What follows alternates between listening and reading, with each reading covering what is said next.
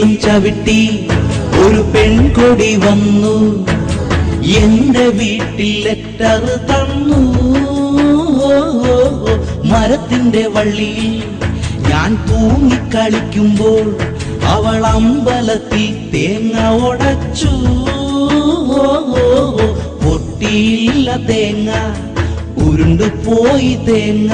ആ തേങ്ങ എടുത്ത് ഞാൻ അടിച്ചല്ലോ.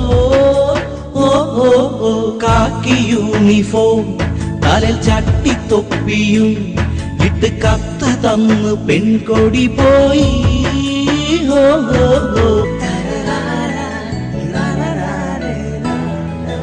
ഞാൻ തന്നെ എന്റെ പേരിൽ കത്തുകൾ എഴുതി, ബൈക്കിൽ പോയി ഞാൻ തന്നെ പോസ്റ്റും ചെയ്തു.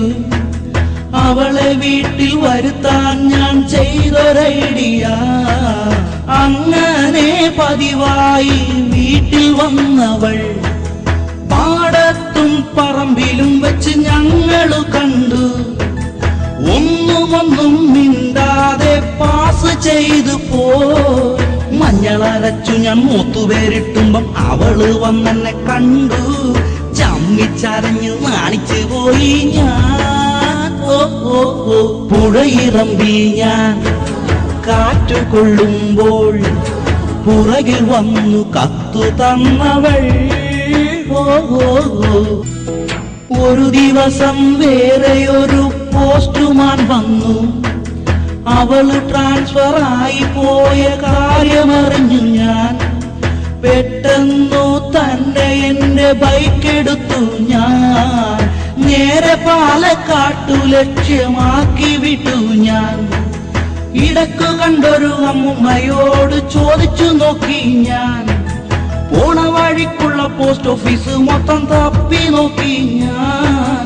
പാലക്കാട്ടേക്ക് ഇനി 72 കിമി എന്ന മയിൽ കുട്ടി കണ്ടു. തൊണ്ട വരണ്ട് കരിക്ക് കുടിച്ചു ഞാൻ.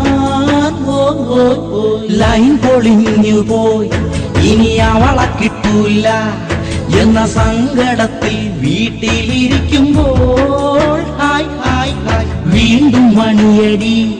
ഞാൻ ഓടിച്ചെന്നപ്പോൾ വലിയ പൊതിയുമായി അവള് നിൽക്കണ്. ഹായ് ഹായ് ഹായ് ട്രാൻസ്ഫറായി വീണ്ടും നാട്ടിൽ വന്നു പെണ്ണ്. ഇനി ദിവസവും എനിക്ക് കത്തെഴുതാലോ.